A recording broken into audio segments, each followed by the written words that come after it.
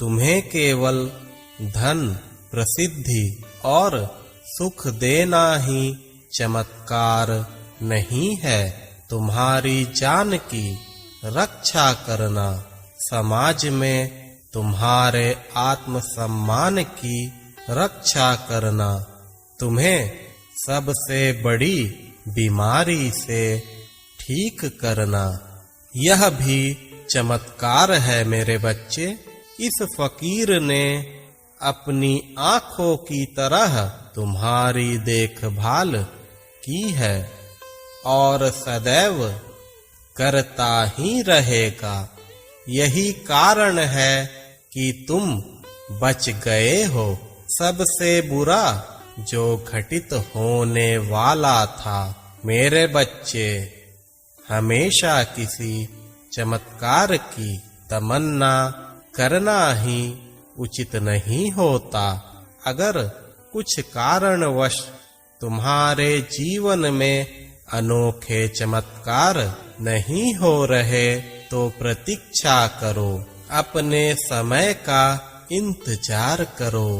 तुम्हें मैंने अपनी शरण में लिया है, इसके पीछे भी कई प्रकार के कारण हैं जो सिर्फ मुझे पता है।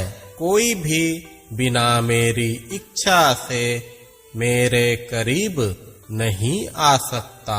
अगर मैं तुम्हें मिल गया हूँ तो यह तुम्हारे पुण्य कर्म है। पूर्व जन्म के जब अच्छे कर्म फलित होते हैं तब भक्त मेरी शरण में आता है। मेरे बच्चे, मैं तुम्हारे जीवन में संपूर्ण रूप से शामिल हूँ। यह कोई चमत्कार से कम है क्या? अगर तुम्हारे जीवन में मैं आ गया हूँ तो वह सब कुछ मुमकिन है जो कि शायद तुम्हारी कल्पना से परे है। श्रद्धा रखो मेरे बच्चे, सबूरी से काम लो। यह जीवन है, जीवन में सुख दुख तो आएंगे, लेकिन अगर हर पल तुम मुझे याद करोगे तो जीवन में आए दुख कब चले जाएंगे इसका आभास भी नहीं होगा। मेरे बच्चे, जिंदगी से जंग लड़ने में आनंद भी तभी आता है जब गुरु का साथ हो, क्योंकि दुनिया तुम्हें जीतने नहीं देगी और तुम्हारा गुरु तुम्हें कभी भी हारने नहीं देगा।